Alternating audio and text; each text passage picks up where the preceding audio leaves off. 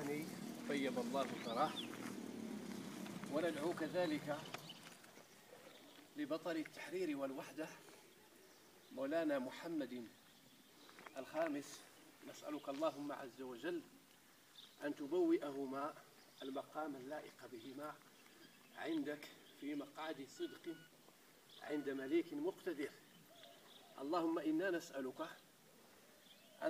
أن ترحمهما وأن ترفع درجاتهما عندك، كما نسألك سبحانه وتعالى أن تحفظ مولانا أمير المؤمنين سيدنا محمدا ومولانا محمد السادس. اللهم انصره نصرا عزيزا، اللهم احفظه. اللهم إنا نسألك أن تنصره وأن تنصر به هذا البلد وأن تحفظه، كما نسألك اللهم سبحانه وتعالى أن ترحم كل شهيد قدم دماءه فداء لهذا الوطن وفداء لاستكمال تحرير الوحدة الترابية لبلدنا السعيد. اللهم إنا نسألك أن تنصر أمير المؤمنين وأن تحفظه وأن تحفظ ولي عهده الأمير الجليل سيدي مولاي الحسن.